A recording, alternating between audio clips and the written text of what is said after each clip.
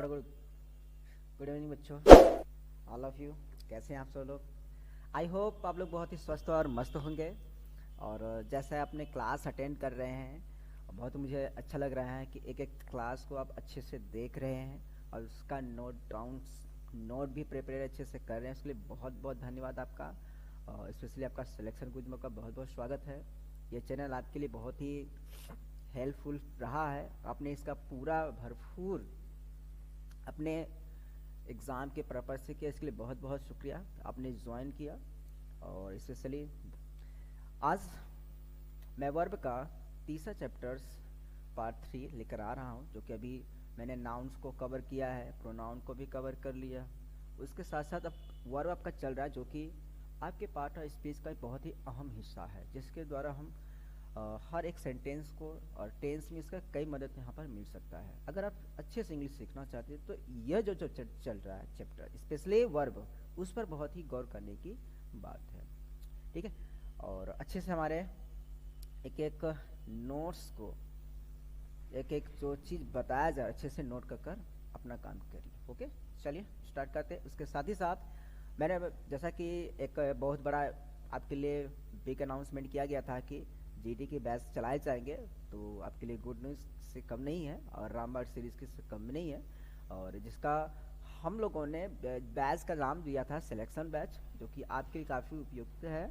जैसे कि सुबह में लेकर आते हैं जीएसजी के, जैसे आपके सतीश सर सुबह एकदम मॉर्निंग में आपको मिल जाएगा जीएसजी के। फिर रीजनिंग का लेकर आते हैं योगेश सर, सुबह 7 बजे मिल जाते हैं। उसके बाद सुबह 8 बजे मैथमेटिक्स दीपक सर लेकर आते हैं, जो कि बहुत अच्छे तरीके से आपको एक एक पॉइंट पर और ट्रिक के साथ बताते हैं। उसके साथ आप 9 ओ क्लॉक सुबह में आपको हिंदी मिल जाएगा। उसके बाद शाम को 2 बैचेस चलते हैं, जिसमें कि इंग्लिश चैप्टर वाइज 7 बजे, और उसके बाद मैथ आपका जल्द चलने वाला है। ठीक है, चलिए जल्दी हम स्टार्ट करेंगे, ज़्यादा समझ लेते हुए।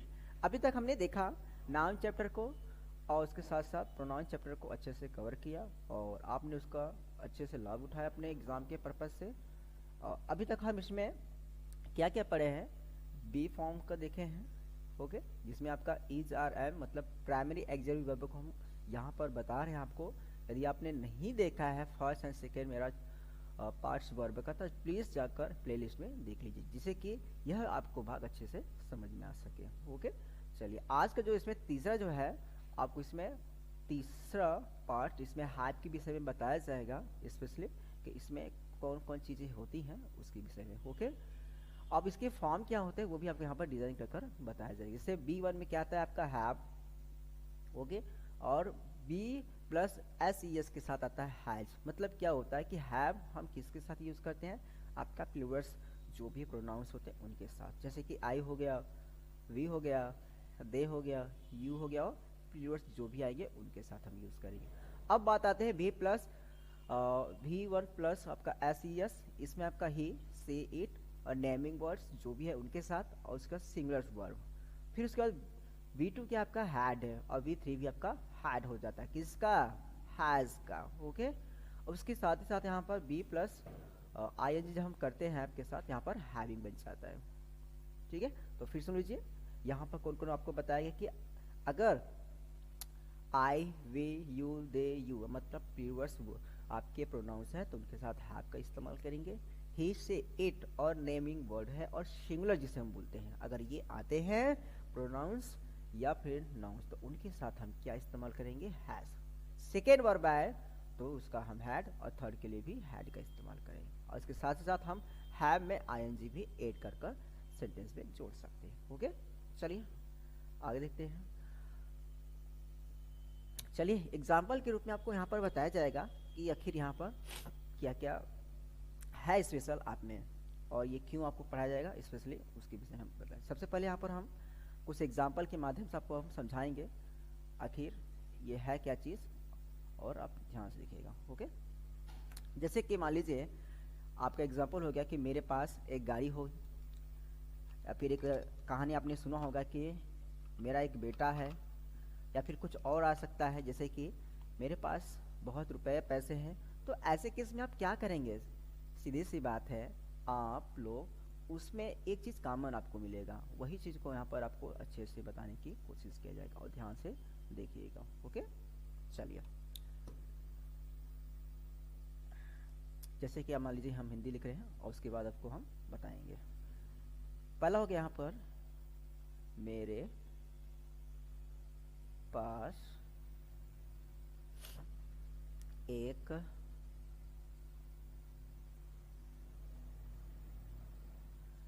छाता है। ओके, दूसरा क्वेश्चन यहाँ पर हम लेते हैं, मेरे पास एक बेटी है। ओके, तीसरा क्वेश्चन लेते हैं, मुझे कई समस्याएं हैं। ओके, क्वेश्चन नंबर 4 एक और इंक्लूड कर लेते हैं,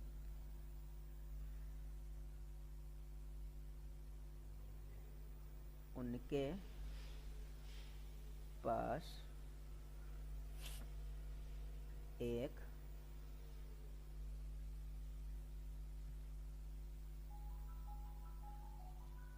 लंगूर है। ओके, चलिए अब चलिए एक एक चीज़ को यहाँ पर बताते हैं, आखिर हैव का प्रयोग यहाँ पर कैसे होता है और जबकि हिंदी उसका क्या मतलब होता है और इंग्लिश में क्या क्या होता है। जैसे पहला क्वेश्चन ही ले लेते हैं, यहाँ पर हम आपका हो गया यहाँ पर कि मेरे पास एक छाता, इसका क्या बन जाएगा, आई हैव एन अम्ब्रेला। ओके, ये हो गया पहले का आंसर। दूसरा हम देखिए क्या हो जाएगा, मेरे पास एक बेटी है, सीधी सी बात इसका भी वही होगा, आई हैव ए डॉटर। क्या लिख देंगे, डॉटर। ओके, मैं समझाना क्या चाह रहा हूँ वो ध्यान सुनिएगा। एग्जाम्पल के बाद जस्ट मेरे पास कई समस्याएं हैं, तो या फिर मुझे कई समस्याएं हैं, तो वही से हम यहाँ पर लिखेंगे I have many problems। Last आपका है कि उनके पास एक लंगूर है, तो they have an app. Okay, ये रहा आपका क्वेश्चन का आंसर। चलिए मैं इसमें आपको समझाने के, देखिए हमने हिंदी जब देखा यहाँ पर कि मेरे पास एक छाता है और दूसरा मेरे पास एक बेटी है और तीसरा आपका कि मुझे कई समस्याएं हैं और उनके पास एक लंगूर है। जब हमने देखा यहाँ पर चारों एग्जाम्पल में कुछ ना कुछ डिफरेंट है, बट यहाँ पर जो मेन कॉमन चीज़ है आपका क्या है, हैव यहाँ पर कॉमन है। क्या है, हैव यहाँ पर आपका कॉमन है। यही मैं बताने की कोशिश कर रहा हूँ आपको कि ऐसी केस में जब भी आपको आए तो आप ऐसे ही राइट करेंगे। ओके, क्योंकि ऐसे ही एग्जाम में पूछे जाते, इसलिए मैं इसको स्पेशली एज ए रफ के रूप में आपको बता रहा हूँ। और ध्यान से समझ लीजिए कि ऐसे जब भी क्वेश्चन आएंगे आपको करके आना है, छोड़ कर नहीं आना है। तो ऐसे क्वेश्चन आते हैं जैसे कि मेरे पास एक बेटी हो गया है और उसके बाद मुझे कई समस्याएं हैं, इसमें पास तो दिया नहीं है, हैव कहाँ से हम भिड़ाएंगे, लेकिन नहीं उसका सेंस है, मीनिंग निकल रहा है, तो इससे समझ कर आपको काम करना पड़ेगा। ठीक है ना, जैसे मेरे पास कई कमरे हैं तो वहाँ पर ठीक है, या फिर मेरे कमरे हैं, या फिर हो सकता है कि मेरे कई बेटे हैं, तो ऐसे केस में क्या करेंगे हम, पास तो आया नहीं, तो फिर भी आपको वो सेंस समझकर आपको वही इस्तेमाल करना पड़ेगा। ओके, चलिए आगे कुछ भी एग्जांपल है उसको भी हम समझाने की कोशिश कर रहे हैं और अच्छे से आप समझिएगा। एक आता है यहाँ पर क्या कि हम हैव का प्रयोग कहाँ कहाँ करते हैं। मान लीजिए सब्जेक्ट हो गया, ये हैज,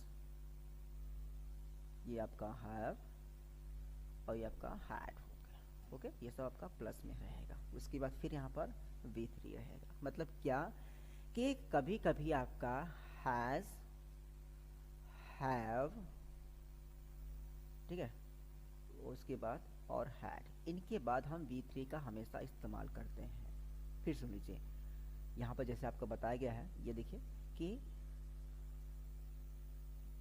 हैज हो गया, हैव हो गया और हैड हो गया। हमेशा इनके साथ जो भी आएगा वर्ब वो हमेशा क्या होगा, V3 में इस्तेमाल होगा। किस में इस्तेमाल होगा, V3 में ही इस्तेमाल होगा, जैसे कि यहाँ आपको दिखाई दे रहा है। ओके, ये एक चीज और कि जो आपका हैज है और हैव है और हैड है, ओके, इनका इस्तेमाल हम हेल्पिंग वर्ब के रूप में भी करते हैं और मेन वर्ब के रूप में भी करते हैं। जैसे कि यहाँ पर देखिए क्वेश्चन में आपका क्या है, ये आई हैव एन अम्ब्रेला। यहाँ पर जो हैव सब इस्तेमाल किए गए हैं ये सब क्या है, मेन वर्ब के रूप में इस्तेमाल किए हैं। किसमें, मेन वर्ब के रूप में इस्तेमाल किए गए हैं। अब एक और एग्जांपल देता हूँ जिससे आपको स्पष्टीकरण हो जाएगा कि मेन वर्ब के अलावा कि इनका हम हेल्पिंग वर्ब की कब इस्तेमाल करते हैं। ये देखिए क्वेश्चन का आंसर ये वाला, जैसे कि पहले यहाँ पर एग्जांपल आपको दिखाया जा रहा है कि कह रहा है कि यहाँ पर I have dreamed last week. यहाँ पर डायरेक्टली जो हैड इस्तेमाल किया गया है, ये इसके स्थान पर अगर हम ये जो ड्रीम जो शब्द आपका इस्तेमाल किया गया है ये आपका एज ए नाउन के लिए इस्तेमाल किया गया है। अगर हम हैड का इस्तेमाल नहीं करना चाहते तो इसके स्थान पर हम ड्रीम्ड भी लिख सकते हैं। क्या लिख सकते हैं, ड्रीम्ड भी लिख सकते हैं।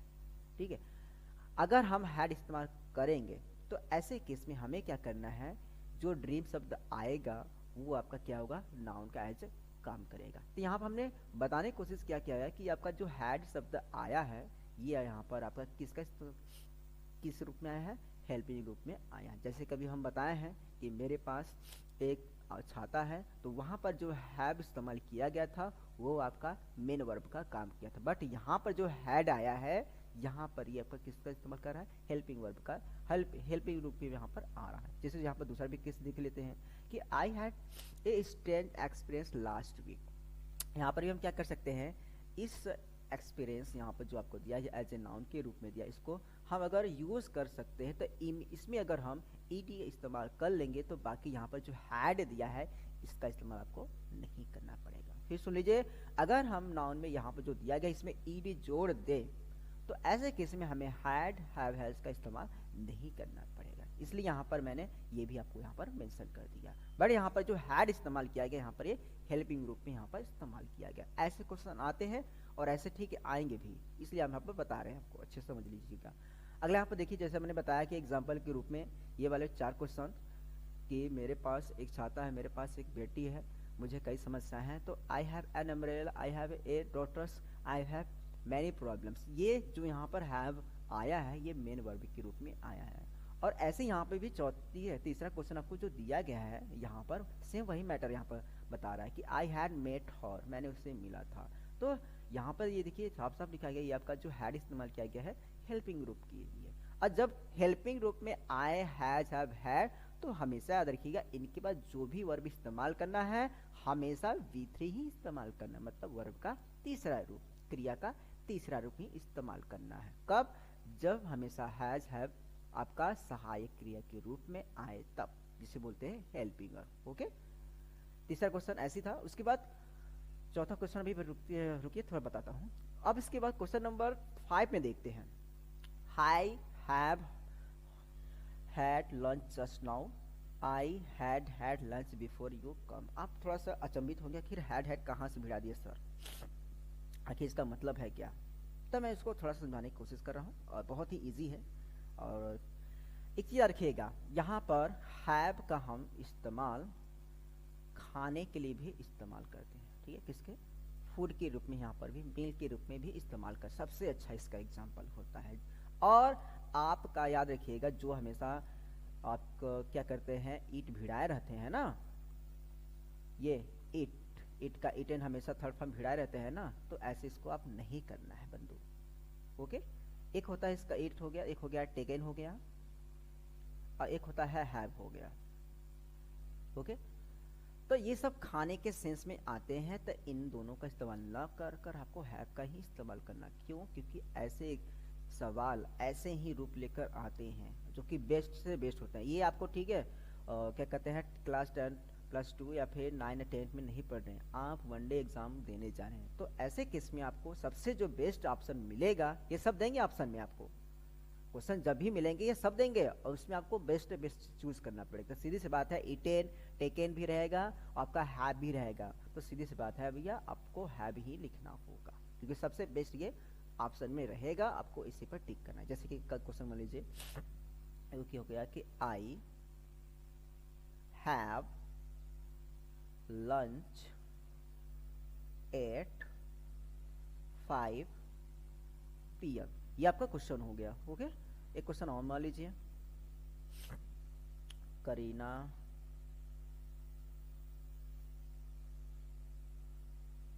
Have dinner just now. Okay, अब यहाँ ध्यान से देखिएगा, ये जो हैव का सेंस यहाँ पर बता रहा है, यहाँ खाने के सेंस में बता रहा है। किसके सेंस में? खाने के सेंस में बता रहा है। इसलिए आप लोग तनिक भी इसमें देर न करिए समझने के लिए आखिर हैव यहाँ पर है क्या चीज़, कि उसके पास क्या लंच है ना। हैव के मतलब यहाँ पर खाने से है। किससे है? खाने से है। ओके, तो ऐसे केस में मान लीजिए आपका एक क्वेश्चन ऐसे दे सकता है, हैव भी दे सकता है यहाँ पर, ईटेन भी दे सकता है। ओके, या फिर मान लीजिए टेक भी दे सकता है। तो इन तीनों में से आपको सबसे बेस्ट ऑप्शन क्या लग रहा है, उसी पर आप टिक करेंगे। इसका मतलब क्या लग रहा है आपको? सीधी सी बात है भैया, मैंने भी जस्ट बताया क्या, हैव। सबसे बेस्ट ऑप्शन क्या रहेगा इसमें? हैव को आपको टिक करना पड़ेगा, और कोई टिक कमेंट करिएगा, क्योंकि इसमें ऐसे ही क्वेश्चन पूछे जाते हैं। दूसरा क्वेश्चन सेम ऐसी तरीके से, Kareena have dinner just now, तो इसमें भी आपको क्या करना है, ये जो आपको दिया गया है यहाँ पर हैव खाने के सेंस में बता रहा है। किसके सेंस में? खाने के सेंस में बता रहा है। ओके, तो ये हो गया आपका क्वेश्चन। अब उसके बाद लास्ट यहाँ पर जो आपको बताया जा रहा है वो भी थोड़ा सा ध्यान से देखिएगा। आखिर क्या है मामला, ये वाला चीज़ जब जो मैंने छुड़वाया था, अभी तो जस्ट ये देखिए थोड़ा सा, ये वाला क्वेश्चन, क्वेश्चन नंबर 5। अगर मान लीजिए अभी तो मैंने जस्ट एज ए बताया था किसमें, आपका मान लीजिए टेंस के अकॉर्डिंग, ये आपको जो दिया गया है कि I have had lunch just now, किसका ये होता है आपका? हैव का। ठीक है, हैव का क्या होता है? थर्ड फॉर्म हैड होता है। इसलिए यहाँ पर ये जो इस्तेमाल किया गया है आई हैव हैड, ठीक है, लंच जस्ट नाउ, इसका मतलब क्या कि अभी अभी मैंने भोजन कर लिया। तो इसमें सीधी सी बात है, यहाँ पर जो इस्तेमाल किया गया है, ये जो हैड है ये आपका मेन वर्ब का काम किया है, और ये जो हैव आपका यहाँ पर किसका इस्तेमाल किया गया? हेल्पिंग वर्ब का काम किया है। ये मत कंफ्यूज है सर, यहाँ पर तो हैव दिया गया और हैड भी दिया, तो नहीं, टेंस भी देखना है आपको। क्या देखना है? टेंस भी देखना है। तो ऐसे केस में सीधी सी बात है, जो टेंस आपका क्या है इसमें? Present perfect. ठीक है, 3 टेंस यहाँ पर दे सकता है। कौन कौन सा? 3 टेंस दे सकता है, जिसमें कि प्रेजेंट परफेक्ट हो गया, जितने परफेक्ट है उसकी बात कर, प्रेजेंट परफेक्ट और पास्ट परफेक्ट इसमें मुख्य रूप से आते हैं, वो याद रखिएगा। मैं लिख दे रहा हूँ कौन कौन से टेंस आते हैं यहाँ पर नीचे। थोड़ा सा आपका परफेक्ट वाले जो भी हैं ऐसे समझ लीजिए, परफेक्ट वाले जो भी टेंस है उसमें आपको क्या इस्तेमाल करना है? हैड, हैव का हैड आपको लिख देना है इस केस में। ओके, इस तरीके से लिखना है। थोड़ा सा इसमें आपको देरी नहीं लिखना चाहिए कि सर क्या बता रहे हैं, तो सोच समझ के यहाँ पर काम करिएगा, टेंस भी ध्यान दीजिएगा। ओके, यहाँ पर 5 में क्या है कि I have had lunch just now, तो ऐसे केस में क्या करना है? यहाँ पर देखिए, हैव के बाद जस्ट हैड का इस्तेमाल, इसका मतलब क्या होगा कि हैव का थर्ड फॉर्म यहाँ पर इस्तेमाल किया गया। क्वेश्चन नंबर 6 इसमें क्या दिया गया है? I had lunch before you come, मैंने आपके आने से पहले खाना खा चुका। सीधी सी बात है, पास्ट परफेक्ट यहाँ पर किया है, एक यहाँ पर जो हैड इस्तेमाल किया है, यहाँ पर आपका हेल्पिंग वर्ब है और दूसरा आपका क्या है? मेन वर्ब है। सीधी सी बात है, अभी जो आपको जो बताया गया है। तो ऐसे केस में यहाँ पर देखिए आपका ये दोनों परफेक्ट हैं, एक आपका प्रेजेंट परफेक्ट है और दूसरा आपका पास्ट परफेक्ट है। तो याद रखिएगा, तो मैंने एज ए एग्जांपल आपको जो बताया है ऐसे ही आपके वनडे एग्जाम में आते हैं, इसलिए ध्यान से नोट डाउन करिएगा, एक एक चीज को समझते जाइएगा। ओके, तो क्वेश्चन नंबर 6 आपका क्या था? यहाँ पर पास्ट परफेक्ट था। जब ऐसे केस हैं तो सीधी सी बात को वही का करना है आपको, हैड हैव हैड, मतलब मैंने खाना खा चुका था आपके आने से पहले ही। ओके, अब एक चीज मैंने यहाँ पर छोड़ा था क्वेश्चन नंबर 4, आखिर क्यों छोड़ा तो ध्यान से सुनिएगा। जब भी आपका हैड के बाद रेदर शब्द आए, हैड के बाद सुनर शब्द आए, हैड के बाद बेटर आए, तो इनका इस्तेमाल हम किस में क्या करते हैं? जब स्ट्रॉन्ग्स, मतलब बहुत ही बोल सकते हैं सजेशन की बात करता हूँ, किसकी बात करता हो? सजेशन की बात करता है, तो ऐसे केस में हम इनका ही इस्तेमाल करते हैं। किसका इस्तेमाल करते हैं? इनका, ये रैदर का, सुनर का, बेटर का, ठीक है। एक चीज और, जब भी रैदर के साथ, सुनर के साथ, बेटर के साथ हैड आए तो एक चीज याद रखिएगा, इनमें एक कॉमन चीज होता है। क्या? सीधी सी बात है, इनके जस्ट बाद, किसके बाद? रैदर हो गया, सुनर हो गया, बेटर हो गया, इनके जस्ट बाद जो भी वर्ब हम इस्तेमाल करेंगे वो आपका बेस फॉर्म होगा, मतलब वही होगा, मतलब फर्स्ट फॉर्म होगा। सीधी सी बात है, इसमें कोई परिवर्तन नहीं होगा। जैसे पहला क्वेश्चन है कि I had rather stay at farm house, मुझे अच्छा रहा, ठीक है। एडियम जिसे बोलते हैं कि यह जो आपका फॉर्म लेकर आता है, रूप लेकर आता है, ये एडिमेटिक आपका मॉडल लेकर आता है, इसे एडमी जिसे बोलते हैं, ठीक है ना। तो सीधी सी बात है, जब भी आप देखें कि हैड के बाद रेदर, शूनर, बेटर आते हैं, तो ये जो पूरे वाक्य है ये आपका बहुत ही मजबूत, स्ट्रॉन्ग आपका सजेशन का यहाँ पर काम करते हैं। तो सीधी सी बात है, इन सब के बाद जो भी हम इस वर्ब इस्तेमाल करेंगे हमेशा वर्ब का बेस फॉर्म इस्तेमाल होना चाहिए, मतलब वर्ब का प्रथम फॉर्म। ओके, तो क्वेश्चन नंबर 5 पे आपका क्लियर हुआ। चलिए अब आते हैं लास्ट, यहाँ पर जो बताया जाएगा वो ध्यान से देखिएगा। यहाँ पर आपको इसके बाद थोड़ा सा देखिएगा, क्वेश्चन है यहाँ पर कि क्वेश्चन नंबर 7 है कि I am having a bike.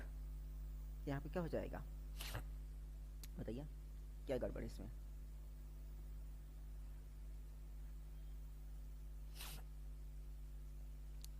सीधी सी बात है कि किसी के पास बाइक है, वो खा थोड़ी नहीं रहा बाइक को। मैंने क्या कहा था, अगर यहाँ पर हैविंग शब्द आए, हैविंग का इस्तेमाल कहाँ कहाँ होता है देखिए ध्यान से। यहाँ पर जो आपको दिया गया है वो देखिए, हैविंग का इस्तेमाल हम डिनोट करने के, मतलब कि जब भी आपका था पोजीशन के रूप में बताने, मतलब अधिकार बताने के लिए कि मेरे पास है, उसका अधिकार है, उसके पास है। और कहाँ पर नहीं करना चाहिए वो ध्यान सुनिएगा। अगर हम पोजीशन के रूप में कर रहे हैं तो ऐसे केस में प्रभु हमें हैविंग इस्तेमाल नहीं करना है। कब? जब हम पोजीशन के रूप में करते हैं तब। जैसे कि मेरे पास बाइक है, कार है, ऐसे केस में बेटे हैं, बेटियां हैं, तो वहाँ पर पोजीशन बताता है। तो सीधी सी बात है, वहाँ पर आप हैविंग का इस्तेमाल नहीं करेंगे। क्लियर हुआ ना? कब कब? जब वो पोजीशन के रूप में बताए, अधिकार के रूप में बताए। कब कब हम हैविंग का इस्तेमाल कैसे कहाँ करते हैं, कैसे रूप में? सीधी सी बात है, खाने के रूप में हम हैव का इस्तेमाल करते हैं, ईट के स्थान पर हैव का इस्तेमाल करते हैं। जब एंजॉय शब्द आता है तो वहाँ पर भी हैव फन का भी इस्तेमाल कर सकते हैं हम लोग एंजॉय के स्थान पर। एक चीज और, हैविंग में, ठीक है, हैव में हम आईएनजी लगा सकते हैं। कब? किसके सेंस में? खाने के सेंस में। और किसी सेंस में नहीं लगाना है आपको कि यहाँ पर हम भिड़ा दें, ठीक है। इसीलिए, ठीक है, ये जो आपको बताया गया है। अब चलिए ये जो बताया गया टोटल मैटर इसी के लिए, तो यहाँ पर पहला क्वेश्चन दिया गया 7 में था कि I am having a bike. सीधी सी बात है, बाइक खा नहीं जाता, रखा जाता। तो सीधी सी बात है, गलती क्या है यहाँ पर? ये दोनों गलती है आपका, ठीक है। आई एम हैविंग को कट कर कर आप यहाँ पर लिख दीजिए हैव। क्या लिख दीजिए? हैव। तो आंसर हो जाएगा आई हैव ए बाइक। ओके, तो आपका आंसर ये बनेगा। यहाँ पर लिख दे रहा हूँ आई हैव ए बाइक, इसका आंसर ये होना चाहिए। ओके, क्वेश्चन नंबर, उसके बाद देखिए जैसे यहाँ पर लिखा भी गया है आई हैव ए बाइक, तो ये आपका राइट होगा। क्वेश्चन नंबर 8 है कि आई एम हैविंग डिनर। ये राइट है आपका। क्यों राइट है? क्योंकि मैंने जस्ट अभी बोला कि अगर हैव यहाँ पर खाने के सेंस में है, उसमें हम आईएनजी भी लगा सकते हैं। अगर पोजीशन के रूप में आता है तो वहां पर आप हैविंग, मतलब हैव में आईएनजी नहीं भिड़ाएंगे, उसमें नहीं लिखेंगे। ये सेंस है इसमें, यही इससे क्वेश्चन बनते भी हैं। सब लोग कहेंगे हम तो पढ़ के आए थे सर, ये बताए थे, हम सही किए हैं, लेकिन नहीं। ध्यान से, यही एक कॉमन चीज है, इसी को इग्नोर न करिए, ध्यान से देखिए कि सीधी सी बात है, अगर हैविंग इस्तेमाल करें, अगर खाने के सेंस है तब। अगर खाने के सेंस में नहीं है, पोजीशन वहां पर बता रहे, अधिकार बता रहे, तो उस केस में हैज, हैव, हैड का इस्तेमाल करेंगे। ओके, तो इसलिए क्वेश्चन नंबर 8 में कोई एरर नहीं था। आंसर आपका आई एम हैविंग डिनर ही होगा इसका आंसर। ओके, एक और है क्वेश्चन नंबर 9 में करेक्ट कटरीना कैफ, उसका ब्लैंक दिया है ए लार्ज फैन फॉलोइंग। मान लीजिए हम दूसरा लेते हैं, यहाँ पर कटरीना कैफ के बाद यह है is having a large fan following. क्या वो फैन फॉलोइंग को खाती है? खाने का सेंस है क्या? ना। तब क्या सेंस है? सीधी सी बात है, हैज होना चाहिए, क्योंकि उनके पास क्या है, बहुत तादाद में क्या है, फैन फॉलोइंग है। खाने के सेंस नहीं करें, वहां पर रखने की उनका अधिकार है, पोजीशन बता रहे प्रभु, इसलिए यहाँ पर ऑप्शन नंबर फर्स्ट राइट होगा। तो फिर से यहाँ पर देख लीजिए कि अभी तक यहाँ पर क्या क्या चला है और क्या क्या बताया गया है। यहाँ पर हैवी के सेंस में उसके बेस फॉर्म में अगर आई, वी, यू, दे, यू और प्लूरल्स आपका प्रोनाउन आए तो वहाँ पर हैव का इस्तेमाल करेंगे, ही, से, इट, नेम। और सिंगुलर आते हैं प्रोनाउंस या प्रोनाउन तो उस केस में हम क्या करेंगे, हैज़ का इस्तेमाल करेंगे। V2 आता है तो हैज़ का हैड हो जाता है, V3 के लिए भी हैड हो जाता है।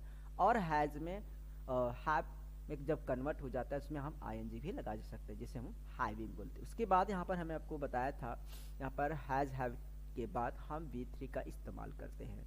कब? जब आपका has have had helping verb के रूप में आए तब। किसके रूप में आए? हेल्पिंग रूप के में आए तब, छोटा बनकर आए तब प्रभु, उस केस में। ओके, अब किस केस में आपका वो मेन वर्ब की आता है, जैसे कि आपको ये एग्जांपल बताया गया था। जैसे मेरे पास एक छाता है, मेरे पास एक बेटी है, मुझे कई समस्याएं हैं, तो यहाँ पर जो हैज, हैव, हैड आएंगे यहाँ पर ये मेन वर्ब का काम करेंगे। ओके, और यहाँ पर देखिए जो आपको बताया गया जस्ट हैव का सेंस यहाँ पर खाने के रूप में भी आपको बताया जा रहा है। जैसे आपका डिनर हो, चाहे लंच हो, चाहे आपका इवनिंग का भी, चाहे ब्रेकफास्ट हो, तो वहाँ पर हम हैव का इस्तेमाल खाने के सेंस भी आता है। यहीं से क्वेश्चन बनते भी हैं, इसलिए इसको रिपीट कर दिमाग में, ठीक है, नोट डाउन भी कर लीजिएगा। ओके, चलिए इसके बाद यहाँ पर आपको बताया गया कि अगर हैज आपका पोजीशन के रूप में आता है तो वहाँ पर हैविंग नहीं इस्तेमाल करेंगे। ओके, अगर वहाँ पर हैविंग इस्तेमाल कर रहे हैं तो वहाँ पर खाने का सेंस होना चाहिए। दो सेंस होता है, एक पोजीशन जिसे अधिकार बताते हैं, एक आपका खाने के सेंस है। अगर खाने के सेंस में तो हैविंग लिख सकते हैं, वहाँ पर आपको दिया ही रहेगा ब्रेकफास्ट है, डिनर है कि लंच है, वो दिया रहेगा, आपको समझ जाएगी कि हैविंग लगाए कि ना लगाए। ओके, तो आज की क्लास यही रहा।